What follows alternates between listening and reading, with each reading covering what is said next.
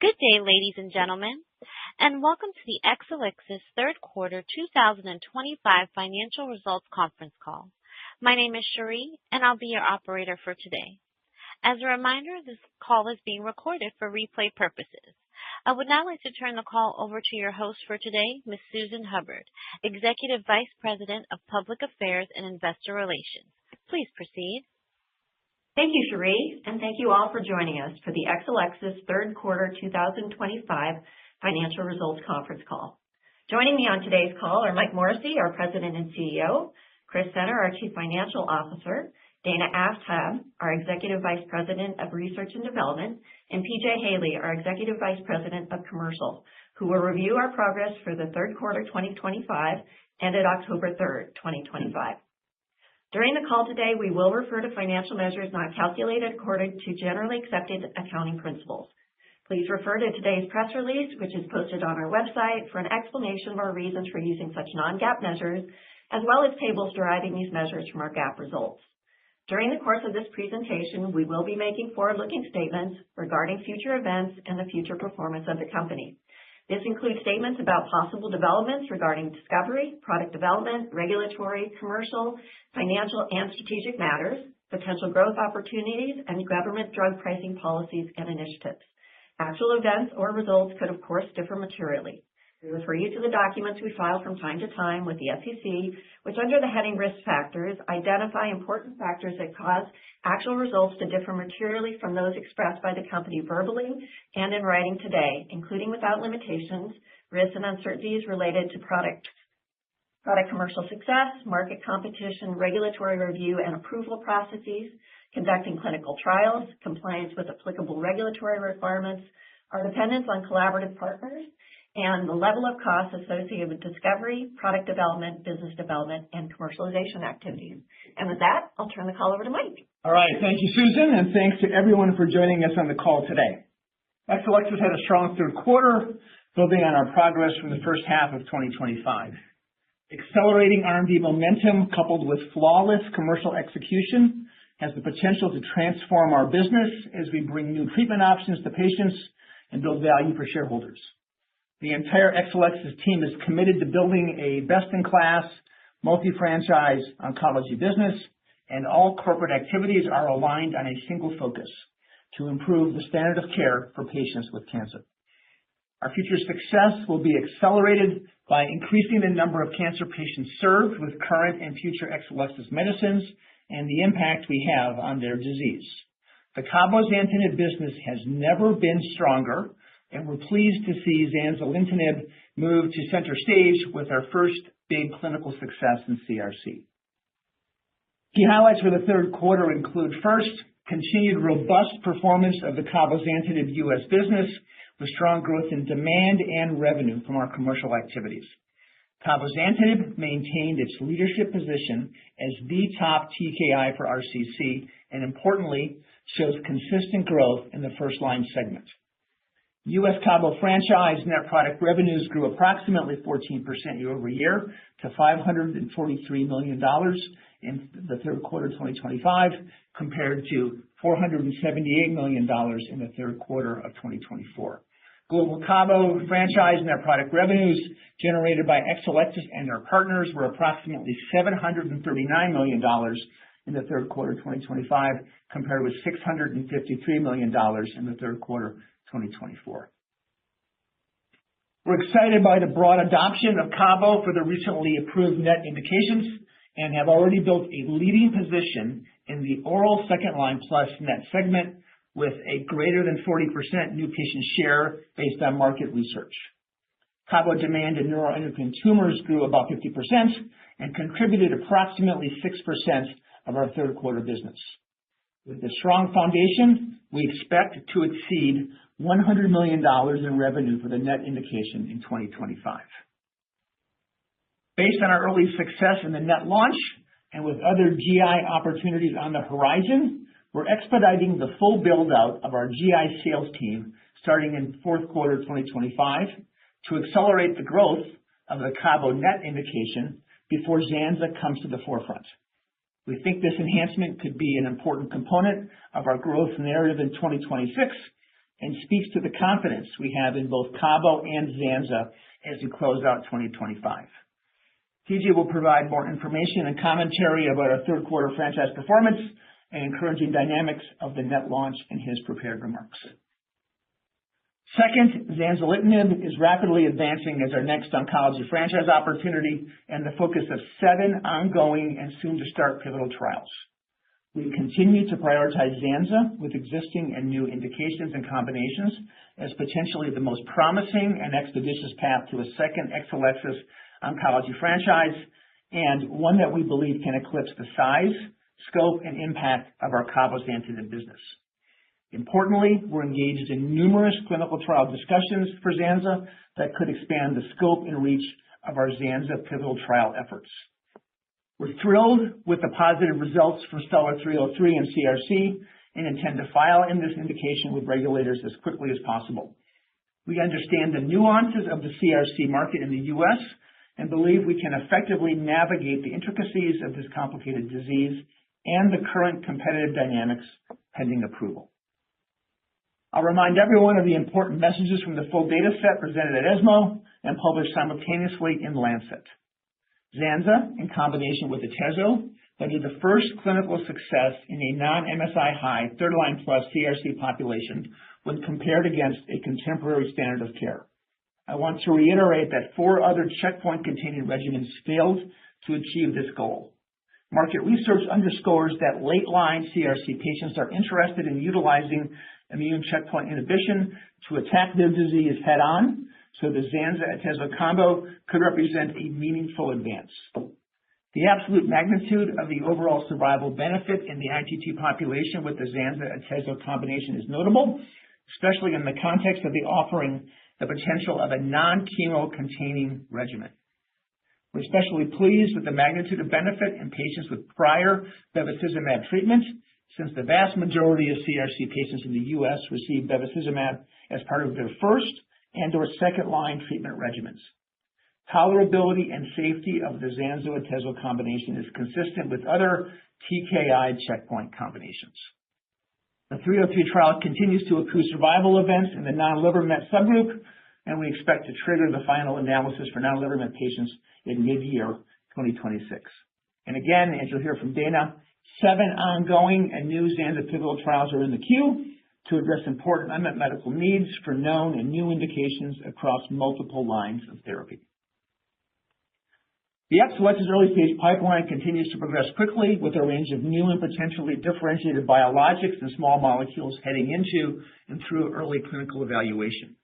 Dana will highlight these activities today at a high level, and you can expect additional details on these efforts along with our Zanza pivotal trial update at our upcoming R&D Day on December 10th. Finally, we continue to carefully manage capital allocation while advancing our R&D and commercial priorities. Our balance sheet and expected free cash flows remain strong and provide us with the opportunity to advance our pipeline priorities while we return cash to shareholders. We plan to repurchase shares when we believe they are undervalued, and we're pleased that we have been authorized to repurchase an additional $750 million of our shares. So with that, please see our press release issued an hour ago for our third quarter 2025 financial results and an extensive list of key corporate milestones achieved in the quarter. And I'll now turn the call over to Chris. Thanks, Mike. For the third quarter 2025, the company reported total revenues of approximately $598 million, which included cabozantinib franchise net product revenues of approximately $543 million. Cabometyx net product revenues were approximately $540 million. Gross net for the cabozantinib franchise in the third quarter 2025 was 30.4%. During the quarter, we experienced higher deductions from revenue related to 340B discounts, offset by lower Medicare and copay assistance expenses. We continue to project that our gross to net for the cabozantinib franchise will be approximately 30% for the year. Trade inventory at the end of the third quarter 2025 was approximately 2 weeks on hand, which was lower when compared to the second quarter 2025. Total revenues also included approximately $54.8 million in collaboration revenues, which includes approximately $46.3 million in royalties earned from our partners Ipsen and Takeda on their sales of cabozantinib in their respective territories. Our total operating expenses for the third quarter 2025 were approximately $361 million, compared to $355 million in the second quarter of 2025. The sequential increase in these operating expenses was primarily driven by a $19.8 million restructuring charge we took during the third quarter. The increase in restructuring expense was partially offset by lower SG&A expenses.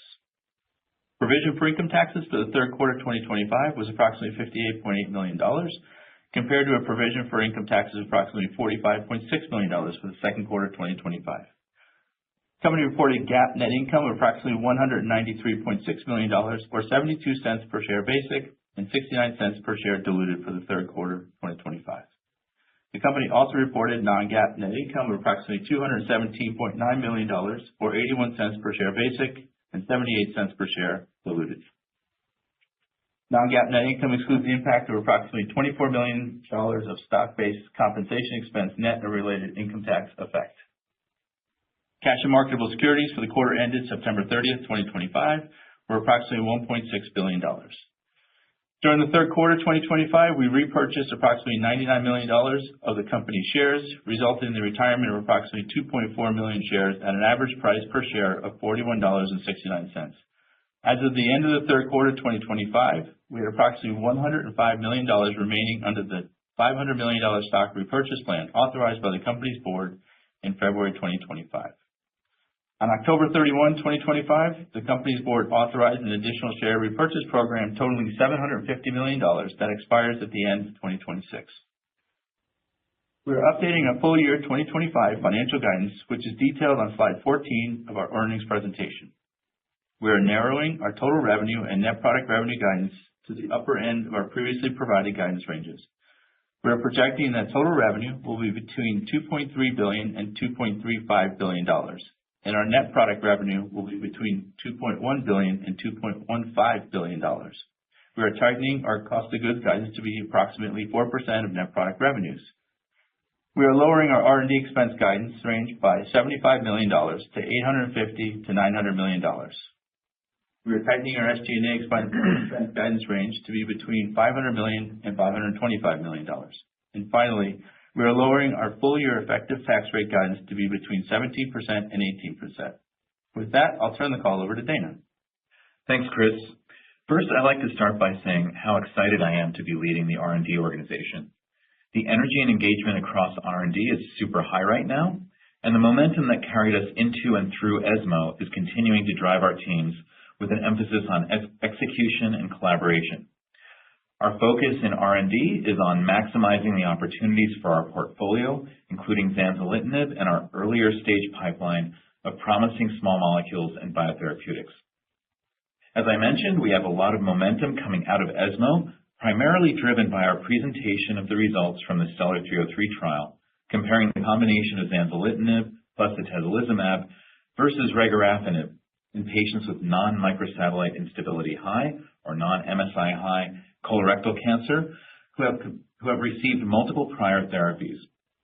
As a brief reminder, the trial has dual primary endpoints designed to assess survival outcomes more broadly in the intention to treat or ITT population, and more specifically in the population of patients without liver metastases, which we refer to as the NLM patients or population.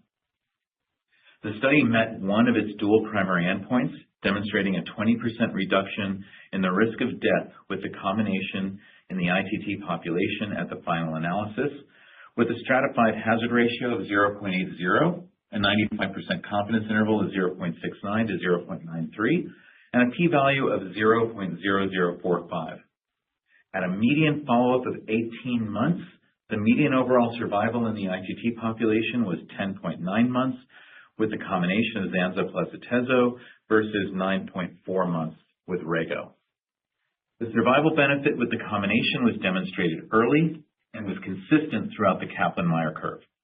The overall survival benefit with the zanza plus atezo combination was observed across all pre-specified subgroups, with similar hazard ratios observed in key subgroups, including liver involvement, prior treatment with anti-VEGF therapy, geographic region, and RAS mutation status. Data pertaining to the other dual primary endpoint of overall survival in the NLM population were immature at the data cutoff. but a pre-specified interim analysis showed a trend in overall survival favoring the Zanza plus Atezo combination, with a median of 15.9 months with the combination and 12.7 months with Rego.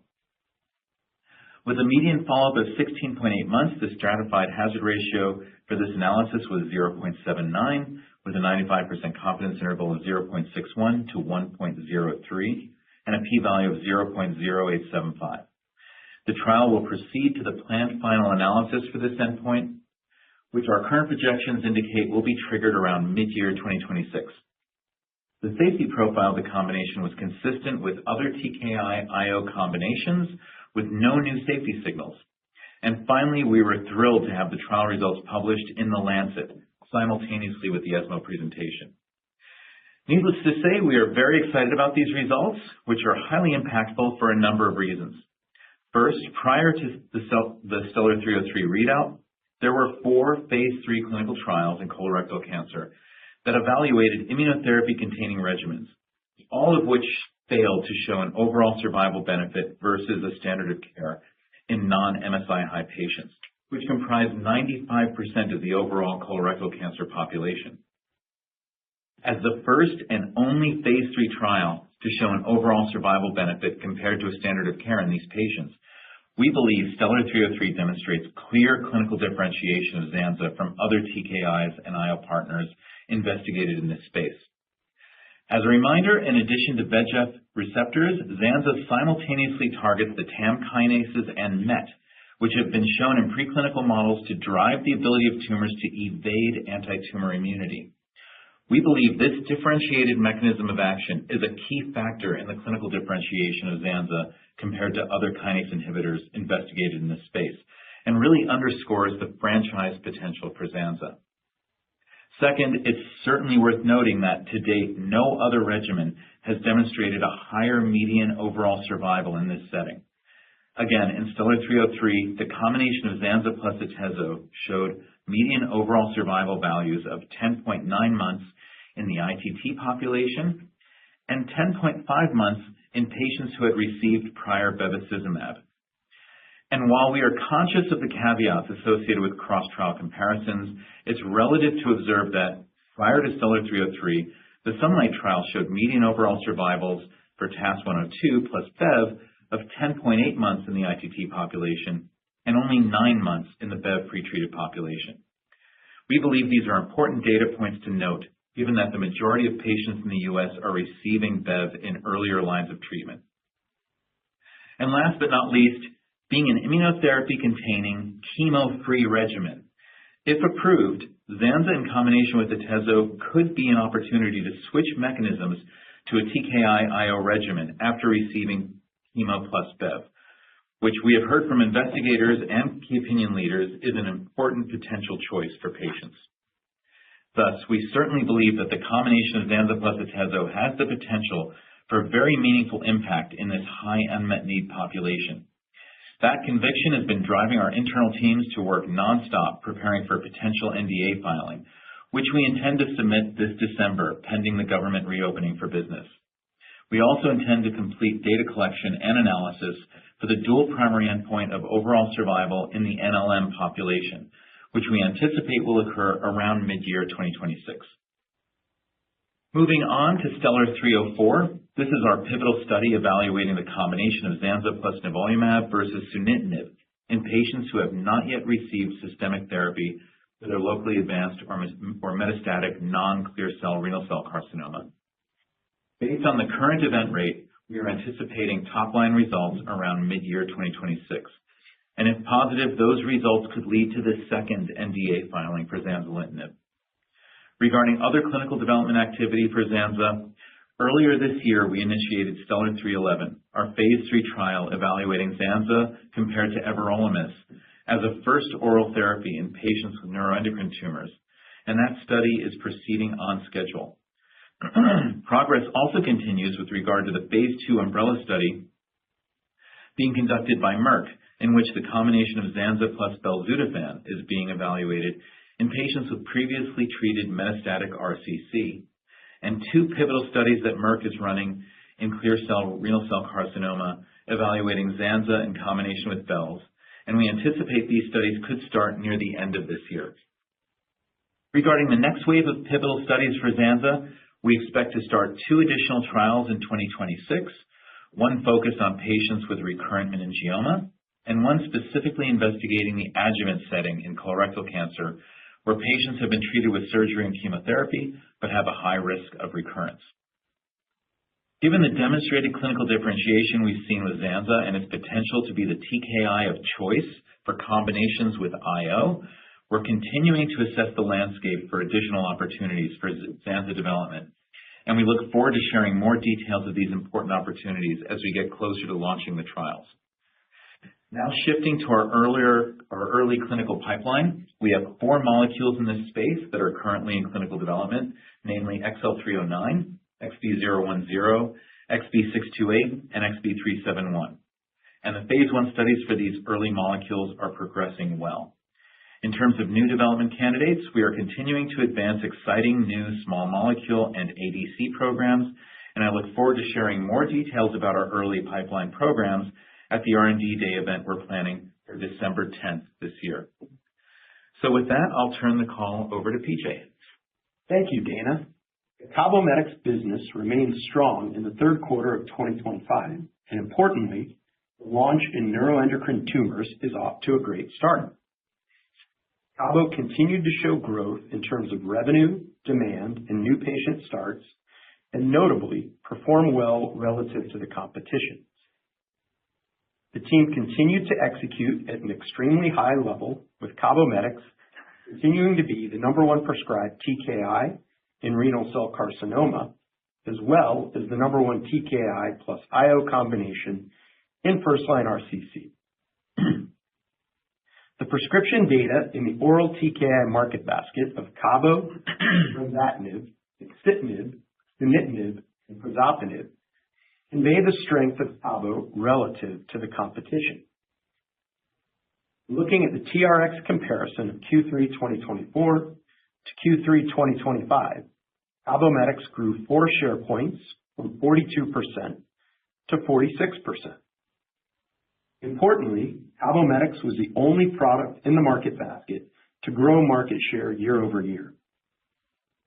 CABOMETYX TRX volume grew 21% in Q3 2025 relative to Q3 2024, outpacing the growth rate of the market basket, which was 13%. Importantly, CABOMETYX RCC business remains strong and continues to grow. The new indications for previously treated NETs are providing our experienced sales team great access to customers, and we're able to discuss both the cabinet data as well as the RCC Checkmate 9ER 5-year follow-up data with relevant physicians. These 9ER data presented at ASCO GU in February resonate with the RCC space and help our team continue to drive differentiation from the competition in first-line RCC. In fact, CABOMETYX plus nivolumab first-line new patient market share in the third quarter was the highest it has ever been. This momentum bodes well for future growth in terms of new patient starts and total demand as more first-line patients receive incremental refills and volume as we look forward into 2026. Turning to neuroendocrine tumors, our market research and feedback from customers demonstrate that prescribers are excited for a new treatment option for their neuroendocrine tumor patients, the first broadly applicable new oral small molecule therapy in 9 years.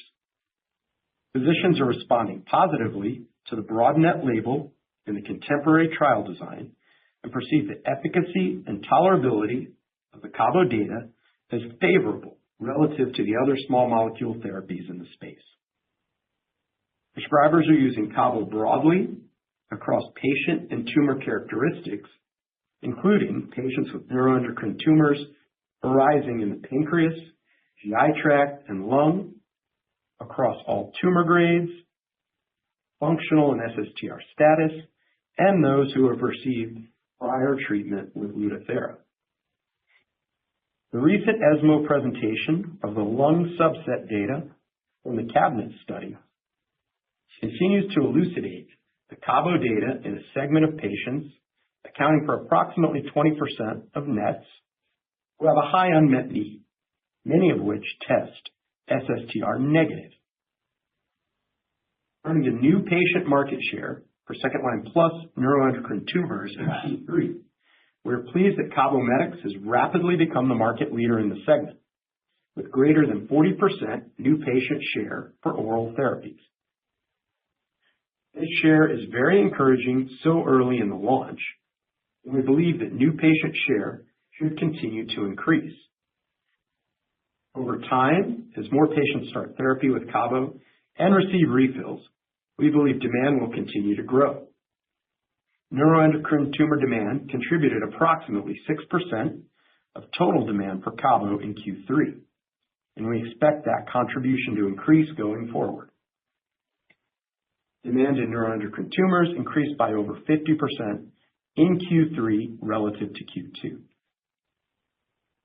Finally, market research continues to indicate that CABOMETYX is viewed as the best-in-class oral therapy in neuroendocrine tumors.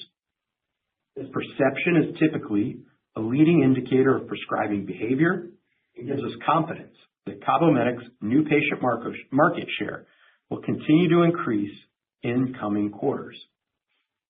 This research finding aligns well with the anecdotal feedback our experienced sales team is receiving from their customers, many of whom are saying they will prescribe Cabo for their NET patients once they progress and need a different systemic therapy. Taken together, the data and customer feedback give us a high degree of confidence in the growth of CABOMETYX in neuroendocrine tumors. As we look at the Cabo neuroendocrine tumor business, the revenue for 2025 is vectoring towards exceeding $100 million.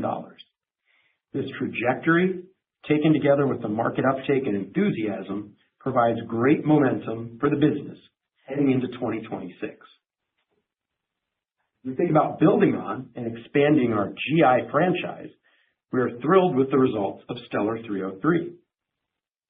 Pending regulatory approval, we believe that these data would provide Exelixis with a compelling commercial opportunity in colorectal cancer, one of the big four tumors. Many physicians cite the availability of an immune checkpoint inhibitor for the broader population as important for their patients. They also view Zanza as differentiated, given the data and the fact that the combination of Zanza plus Atezo was successful in a cold tumor where other TKI plus ICI combinations had failed. With all the appropriate caveats for cross-trial comparisons, the median OS for Zanza of 10.9 months is on par with Lonsurf plus Avastin bevacizumab from the Sunlight study. However, in the Sunlight study, patients who had received prior Bev had a median OS of only 9 months. The Bev pretreated group will be relevant for the U.S. population, as approximately 75% of patients have received Bev before reaching the third-line setting, and most of these patients have received Bev in both the first and second-line settings. Exelixis has had numerous successful launches with Cabo. We are excited to expand on the commercial capabilities we have built over the last decade and to build on our GI franchise, where we already have experience in hepatocellular carcinoma and neuroendocrine tumors. As you know, we already have a significant GU presence, and for zanzalintinib, we would envision growing our GI infrastructure to a size and scale similar to our GU team. As Mike mentioned, we are expediting the build-out of our GI sales team as we see a great opportunity to continue to drive growth in the NET indication. Additionally, having a full GI team in place will provide important experience selling Cabo, as well as forming relationships with accounts to be ready for Zanza. The incremental sales representatives will enable us to have greater reach in the community setting, which is a segment where our team has typically excelled. This build-out speaks to our confidence and excitement with Cabo NET opportunity as well as zanzalintinib. In closing, we are pleased with the Cabo business both in RCC and NETs. In neuroendocrine tumors, prescribers see CABOMETYX as a more favorable choice versus other previously approved small molecule therapies. Additionally, the competition in the oral segment of the net market are generic therapies, which puts CABOMETYX at a significant advantage with a full commercial organization energized and supporting the launch.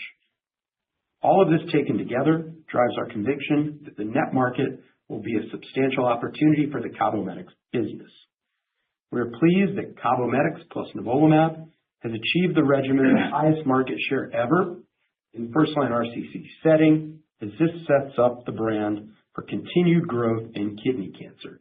And with that, I will turn the call back over to Mike. All right, thanks, PJ. We will wrap up here with a big shout out to the Exelixis team to thank everyone for helping make our third quarter so successful. I'm pleased to see our collective commitment, focus, and urgency continue at a high level as we advance our priorities across discovery, development, and commercial activities. On a personal note, after more than 35 years in the biopharma industry, Susan Hubbard, our EVP Public Affairs and Investor Relations, has decided to retire to pursue her passions outside of her profession. We are incredibly fortunate that Susan joined us in 2014 with her depth of experience and broad expertise in both clinical and commercial. She provided strong leadership and guidance to help us navigate all the twists and turns we've encountered over the years as we grew into the company we are today. And I'm very grateful for Susan, as she's been my go-to thought partner for framing the Exelixis narrative to all our various stakeholders, and we wish her all the best. Susan will be with us to the end of the year, and I'm confident our investor relations and public affairs teams are well equipped for the future. Moving forward into 2026, Andrew Peters, currently Senior Vice President of Strategy, will add investor relations to his responsibilities, reporting to Chris Center. This is a natural move for Andrew, who joined Exelixis in 2018, following 12 years as a biopharma equity research analyst. To both Susan and Andrew. So we'll close here and look forward to updating you on our progress in the future. And thank you for your continued support and interest in Exelixis. And we're happy to now open the call for questions. Thank you. To ask a question, you will need to press star 11 on your telephone. To withdraw your question, press star 11 again. Due to time restraints, we ask that you please limit yourself to one question. Please stand by while we compile the Q&A roster. And our first question will come from the line of Silvan Türkcan with Citizens. Your line is open. Yeah, thank you, and congratulations on all the progress. Maybe if you could just summarize the post-ESMO feedback that you had on the zanzalintinib results and how they match up with those points that you unveiled today regarding how you plan to position this product in the market. Thank you.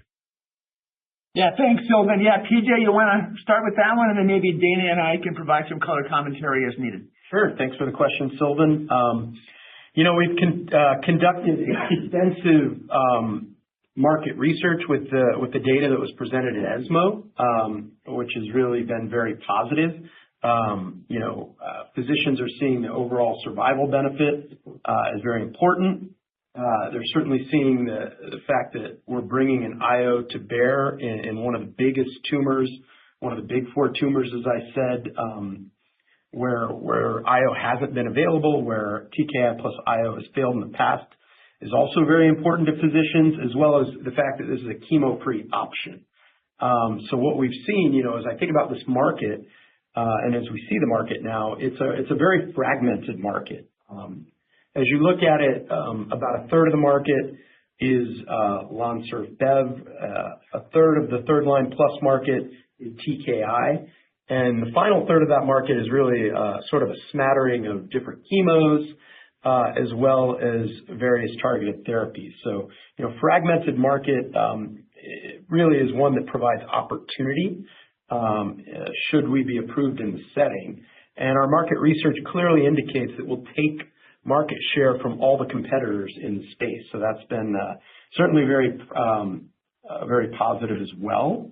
And as I mentioned, we're excited to build out our GI franchise capabilities, our sales team, as we're, the net launch is going well. This gives us the opportunity to reach further in the community, and continue to drive uptake in net, as well as to be really fully prepared and optimized should we have the opportunity to launch Zanza in the near future. So just very exciting all around. Great, PJ. Thanks. One moment for our next question. And that will come from the line of Sean Lehmann with Morgan Stanley. Your line is open. Hi, this is Catherine on for Sean. Thanks so much for taking our question. We had one looking at Zanza and NCC-RCC.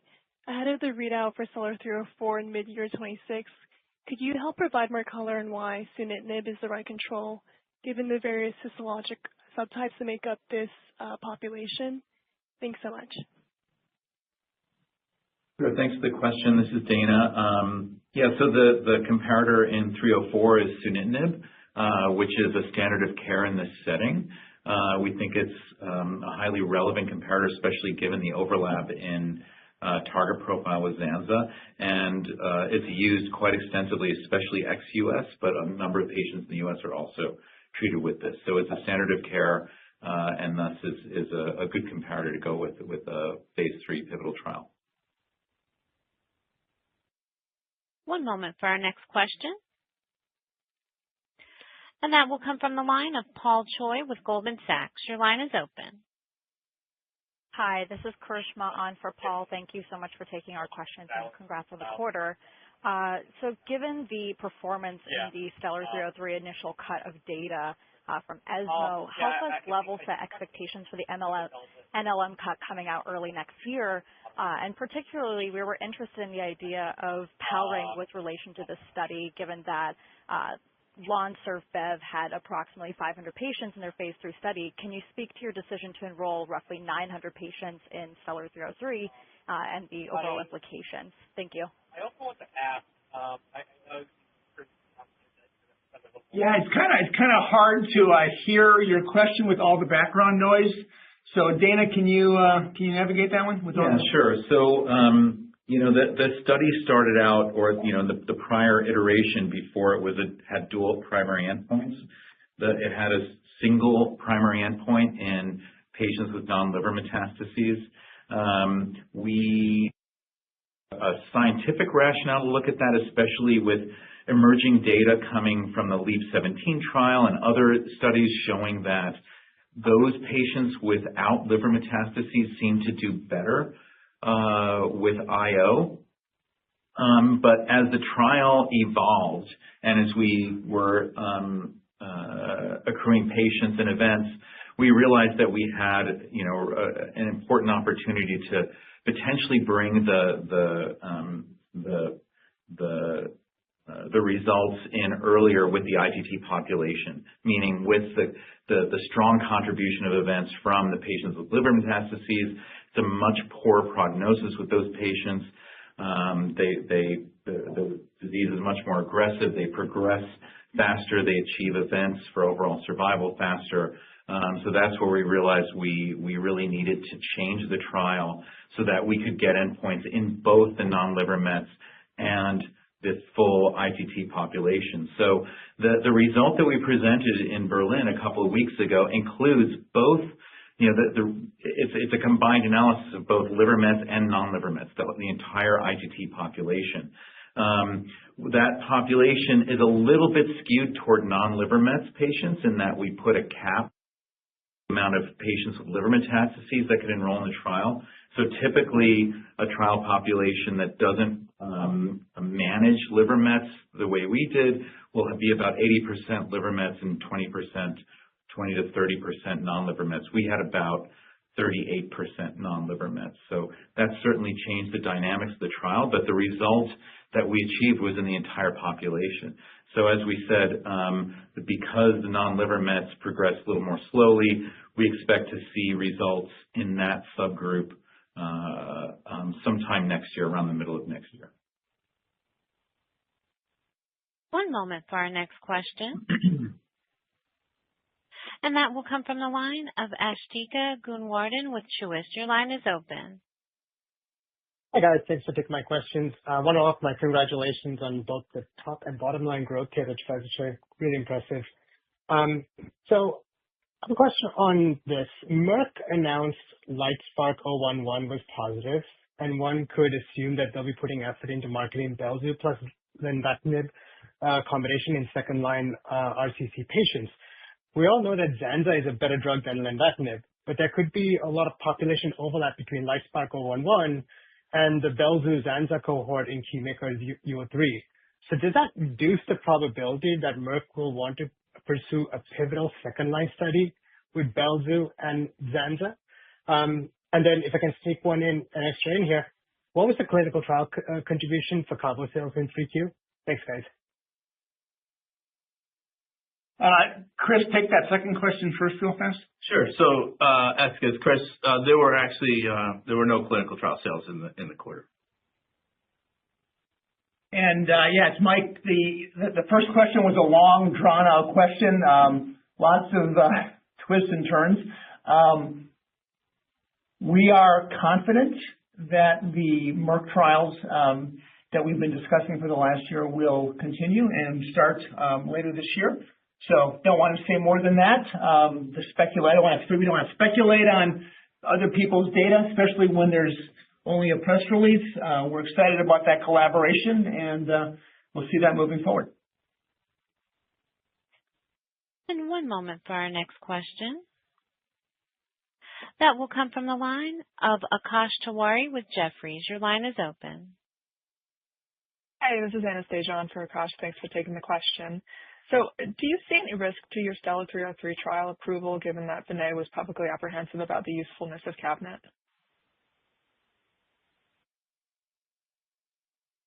I'm sorry, do you mind repeating the question? I don't think we got all that. Yeah, for sure. So do you see any risk to your Stellar 303 trial, specifically its approval, given that Vinay has been publicly apprehensive about the usefulness of CABINET? Yeah, I wouldn't want to comment on that. Thank you.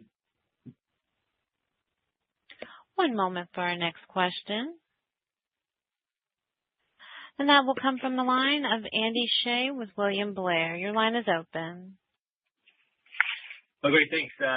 Well, first and foremost, Susan, congrats on the illustrious career in the biopharma industry. You've been a mentor to so many of us. I'm really happy for you, and I'll miss working with you dearly. Thank you very much. So my question has to do with the NET population. Obviously, very, very successful launch.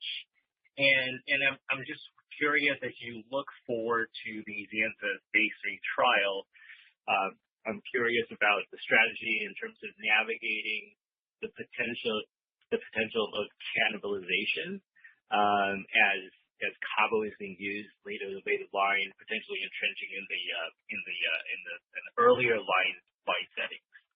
Thank you. Okay, PJ, go ahead. Yeah, thanks for the question, Andy. In terms of NET, as you mentioned, we're having really pleased with the launch, how it's going. I mentioned kind of 50% demand growth quarter over quarter. We're pleased with, and certainly the broad utilization across all the relevant demographics in the population.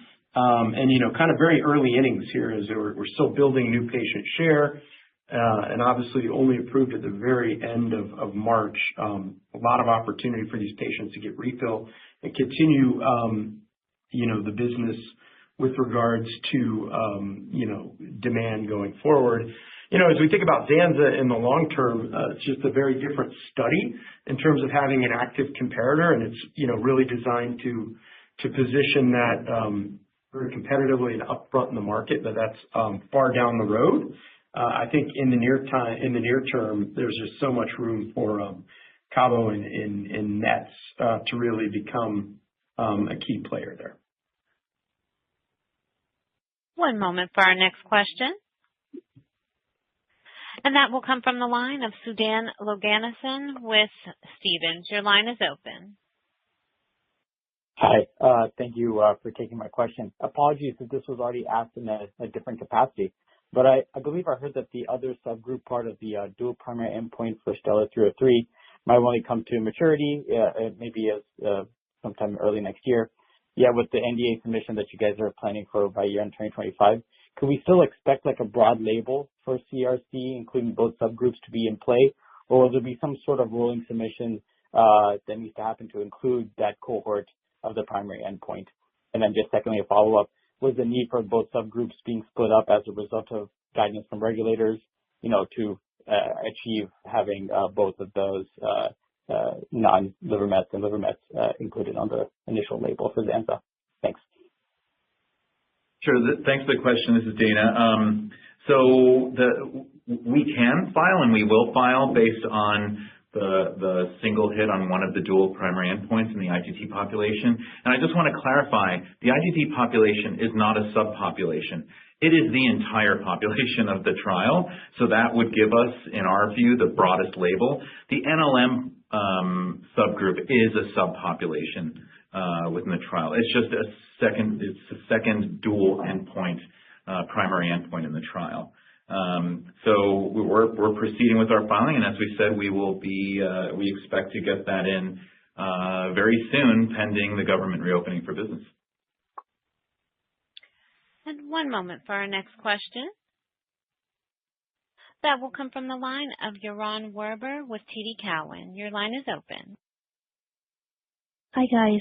Congrats on the quarter. This is Sarah on for Yaron.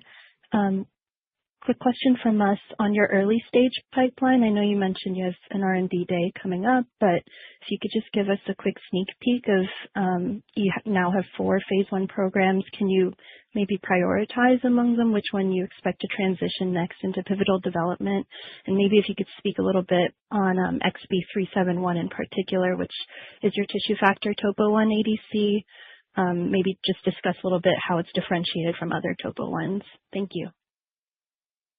Sure. Thanks for the question. I don't want to preempt too much around what we're going to say next month. What I can tell you is that 309 and 010, the 309 is our USP1 inhibitor, 010 is our 5T4 targeting ADC. Those have been in the clinic longer, so those have accrued more patients, obviously.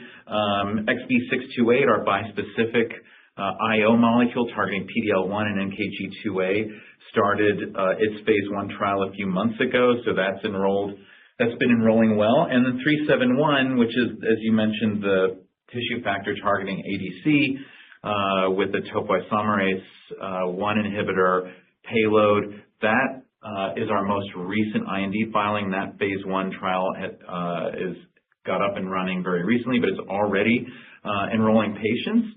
And what's exciting about that molecule, since you asked specifically about what differentiates it, it utilizes a differentiated antibody that has no impact on the coagulation cascade, and also has the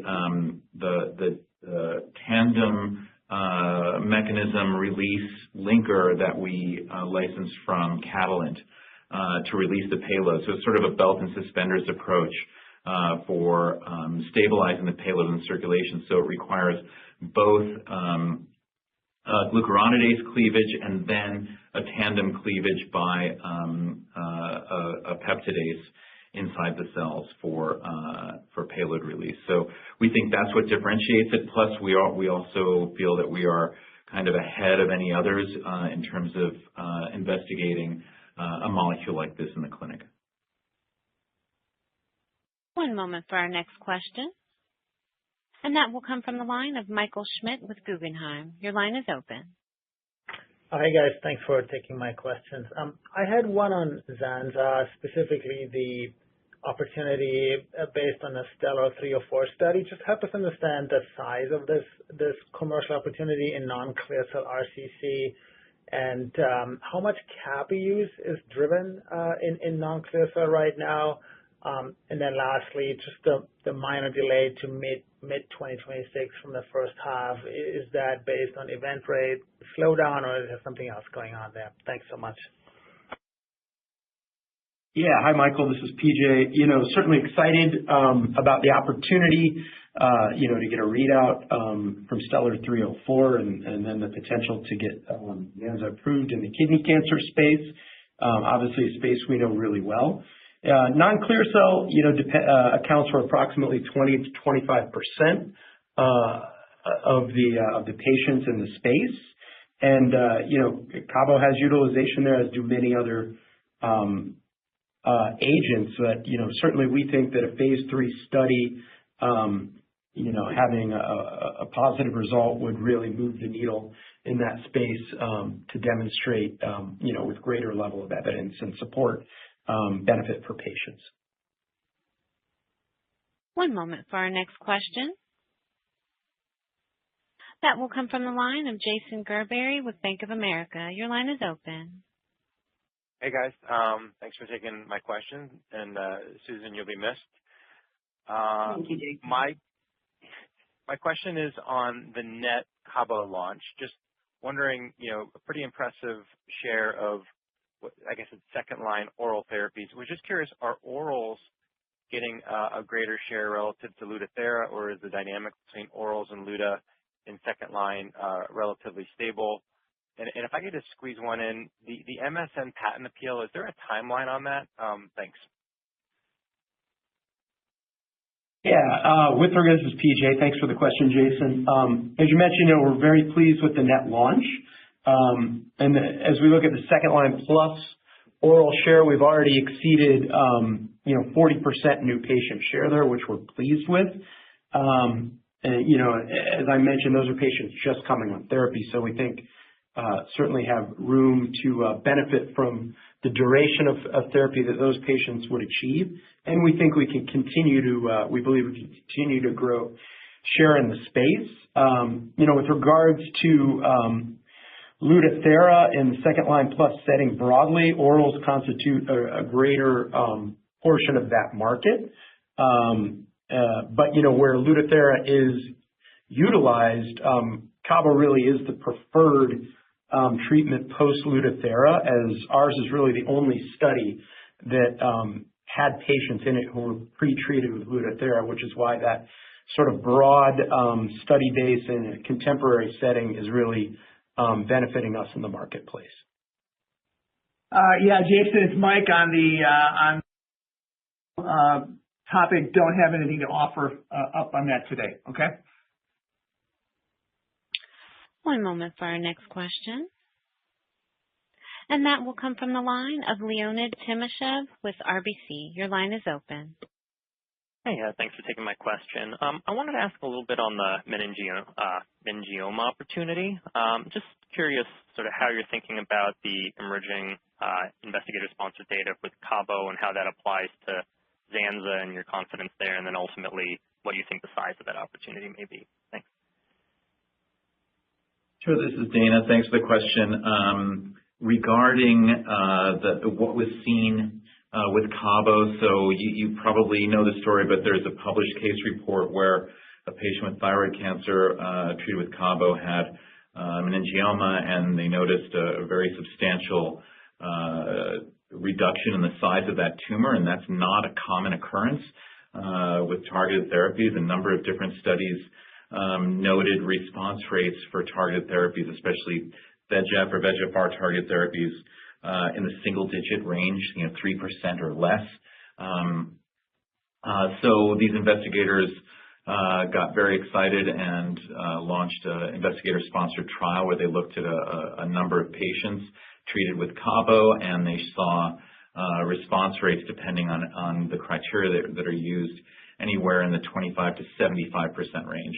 So that was quite exciting to us and showed the impact of the target profile of Cabo. And as we've said, we feel that Zanza is sort of a best-in-class molecule with a Cabo-like target profile. So it was a natural progression for us to look at for a white space targeting trial with Zanza. So we're very excited about that trial, and as I indicated, we expect that trial to get up and running in 2026.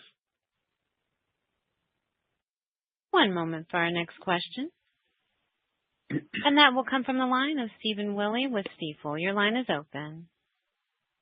Yeah, good afternoon. Thanks for taking the question. Maybe a similar question just on the planned phase 3 trial and post-chemo adjuvant CRC. And so I guess when I look at the Stellar 303, the Zanza dose intensity, I guess it was pretty low, and Just curious if you're intending to do any additional dose exploration work just to make sure that dose intensity doesn't become a rate-limiting factor in a setting where tolerability tends to be prioritized.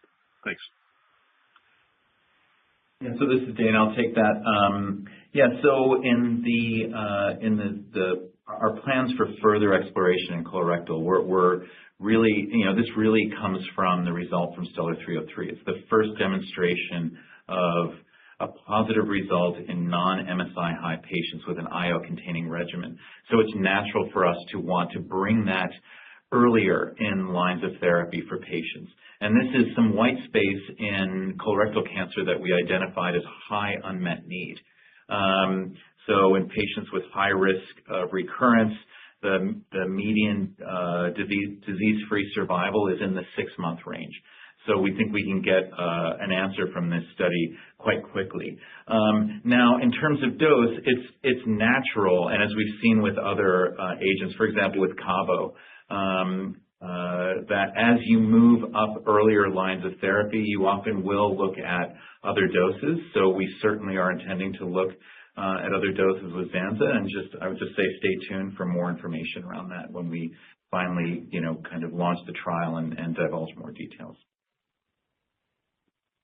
One moment for our next question.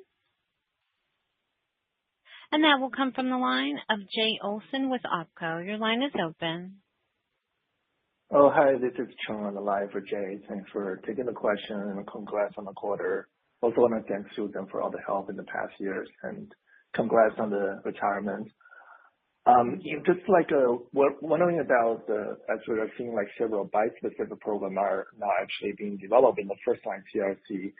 So how are you thinking about the potential impact of those novel agents, and how will that impact the later line uptake of the Atezo plus Zanza?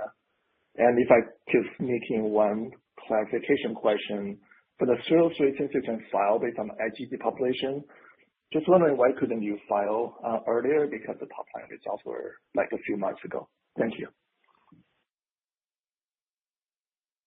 Yeah, we're having a hard time understanding you. We're filing, again, nobody's filing new NDAs right now with the government being closed. So you should be aware of that. And whether it be a new NDA or a new BLA, there's no filings currently with the government shutdown. So just keep that in mind. And we're hoping to file ASAP when the government reopens. In terms of the bispecifics and that emerging landscape, certainly interesting science, early clinical data, kind of hard to opine on how that's going to change the marketplace without pivotal trials even being started, much less reading out. So I think we should just stay tuned on that and understand that it's a moving landscape across the board, and obviously data drives the process, and we'll keep our data certainly moving as well, and we'll always be able to layer in our data with whatever emerging data is available. One moment for our next question. And that will come from the line of Ash Verma with UBS. Your line is open. Oh, hi. Thanks for taking our question. So I just wanted to come back on the CRC market dynamic that you mentioned, that Tanzo plus Teva is roughly 1/3 of this third-line market right now. But just the physician feedback that we've been getting is that is a growing part. So by the time that you get to the market with Zanza Atezo, what is your assumption that how much would that share be? And then yes, there is some subtle difference in the Sunlight study based on the prior Beva exposure, but has that been slowing down the adoption of that regimen? Thanks. Yeah, thanks for the question. I'll say we've been conducting market research in CRC for quite some time, and I will say that what we've seen is that the share of the Sunlight regimen has actually been relatively stable.